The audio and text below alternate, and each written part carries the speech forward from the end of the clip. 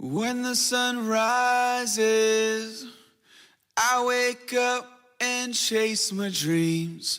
I won't regret when the sun sets, 'cause I live my life like I'm a beast. I'm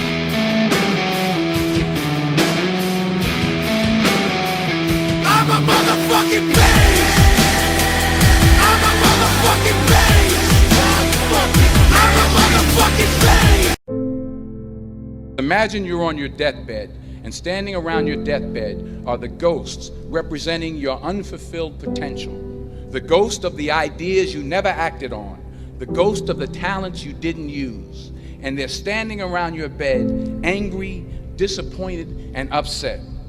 They say, we came to you because you could have brought us to life, they say. And now we have to go to the grave together. So I ask you today,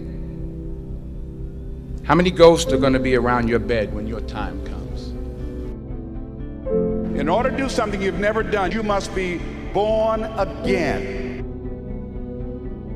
But most people are living like they're living because of the fact that they don't believe they can have any more than what they now have. They accept the reality that they have been given. You have something special.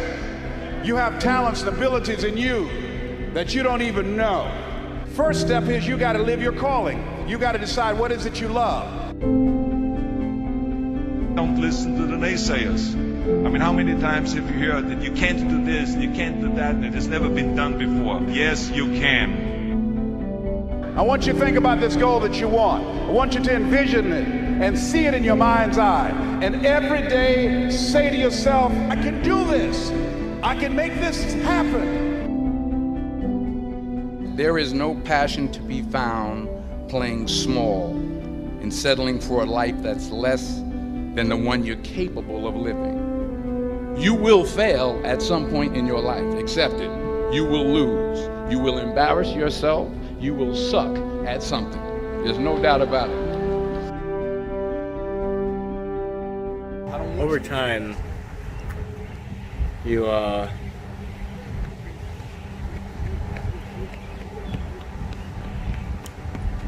get comfortable in life. You get comfortable in how you're living. I was a fitness guy. You know, as a little child, I was always looking up fitness stuff and wrestling. It was my two biggest things, fitness and wrestling. Seeing the Hulk Hogan's Ultimate Warriors, how powerful they looked, how muscular they looked, and I wanted to be that. I wanted to be Superman. Incredible Hulk. Watching that back in the day, oh my God.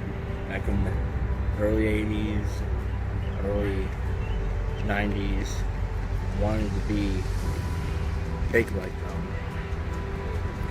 So I found fitness, I found bodybuilding. So I did my homework, which I thought was my homework, and did everything that I possibly could do. And as soon as I was 17, I got first supplements from GMC. And back then the thing was a muscle tech and muscle milk. So I started taking them, and then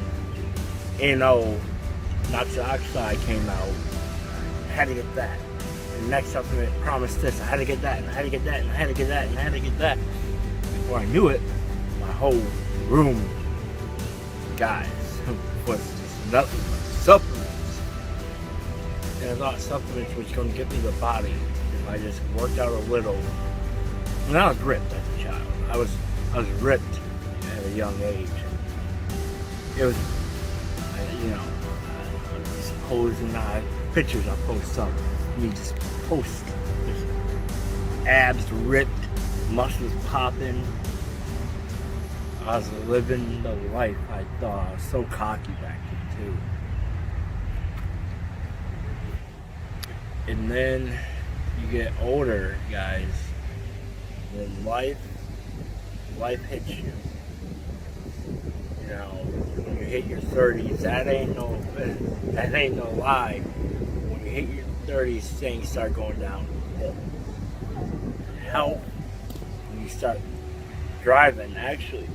Another thing, guys, when you start driving, get your permit. You're used to driving your bike everywhere, walking everywhere. When you start driving, you stop walking, stop riding your bike. Because now you can drive everywhere. And some people, they go to the gym, you get their fitness on, yeah. Or some people don't. They don't get that exercise that they had as a child growing up, which became a daily thing. And then also your parents are the ones who give you the food. They're the ones who cook for you. As you get older and you move out of the house, you start eating the foods that you want, that you cook. And usually, sometimes, half the time, guys, you make the wrong decisions. You start eating foods that you're not allowed to have. You start eating and eating and eating. And again, before you know it, like me in my case, you reach up to 210 pounds. Something you never, ever, ever did. I'm a kid who was always skinny. Couldn't make weight for shit. Couldn't make weight. Always a skinny kid. 210 pounds.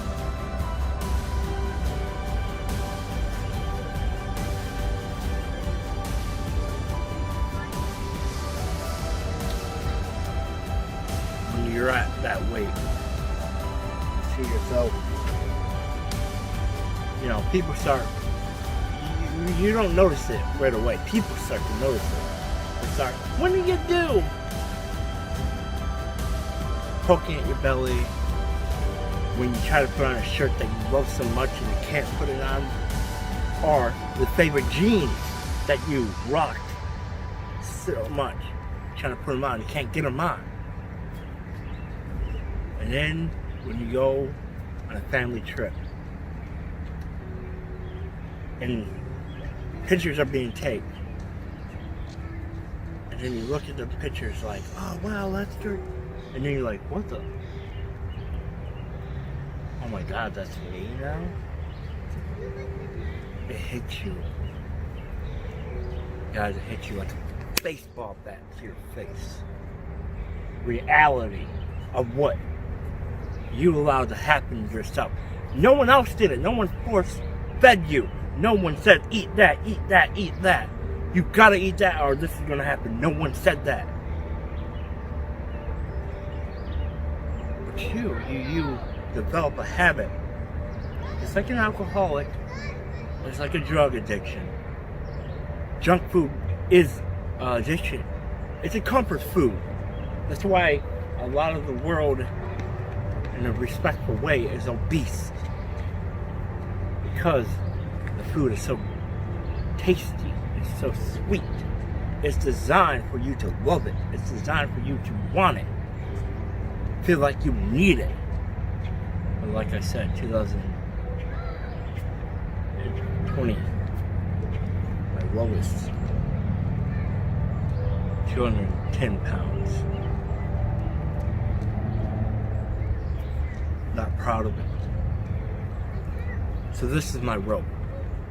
This is my road to send right here, right now. This is my road to take my fitness seriously, take my health seriously. Guys, I've had so many heart problems. I have so much problems with my health now since I've gained this weight. High blood pressure, high cholesterol. I can barely do anything with my children.